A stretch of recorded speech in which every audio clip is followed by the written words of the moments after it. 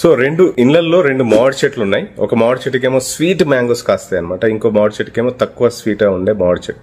అయితే తక్కువ స్వీట్ ఉండే మామిడి పండ్లు 20-30 రూపాయలకి కేజీ అమ్ముడుపోతాయి.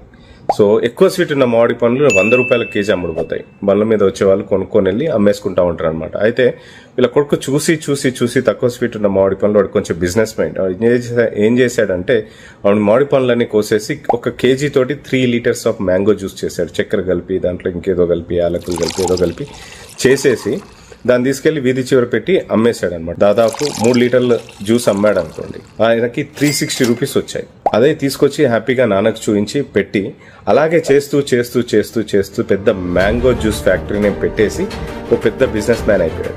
ఈ 100 రూపాయల స్వీట్ ఉన్న మ్యాంగో అమ్ముకున్నవాడు ఆలోచన అక్కడికే మిగిలిపోయింది, నాకు 100 రూపాయలు వస్తున్నాయి కదా.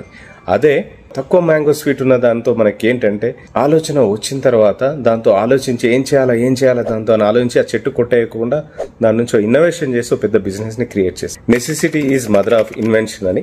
సో ఎవరికైనా బాధల్లోంచి మంచి ఐడియాస్ వస్తాయి, వాళ్ళు పడే బాధల్లోంచి కానీ వాళ్ళు ఆలోచించే విధానంతో కానీ వాళ్ళు అక్కడి నుంచి వదిలేసి వెళ్ళకోకుండా దాంట్లోంచి ఇన్నోవేషన్ ని దానికి యాడ్ చేసి వాళ్ళ బిజినెస్ ఐడియాకి వాళ్ళు దాన్ని అక్కడి నుంచి స్కేలప్ చేస్తే మంచి రిటర్న్స్ అనేవి వస్తాయి.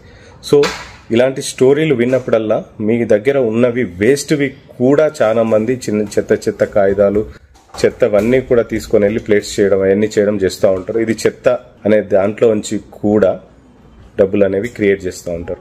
అలాంటి ఆలోచన ఉన్న వాళ్ళనే బిజినెస్ మైండెడ్ పీపుల్ అంటారు. అదే నాకు ఇంత చాలు ఇక్కడ వరకు వచ్చినాయి చాలు అనుకుంటే వాళ్ళ లైఫ్లో అక్కడ వరకు హ్యాపీగా ఉంటారు. కానీ ఏం చేయాలని ఆలోచన వచ్చినప్పుడు కష్టపడినప్పుడు బాధల్లోంచి పుట్టుకొచ్చే బిజినెస్ చాలా టాప్ లెవెల్లోకి వెళ్ళిపోతుంది అనమాట. సో ఇలాంటి మరిన్ని వీడియోస్ కోసం కేపీ బిజినెస్ కొన్ని సబ్స్క్రైబ్ చేయండి, ఫాలో చేయండి. Thank you so much.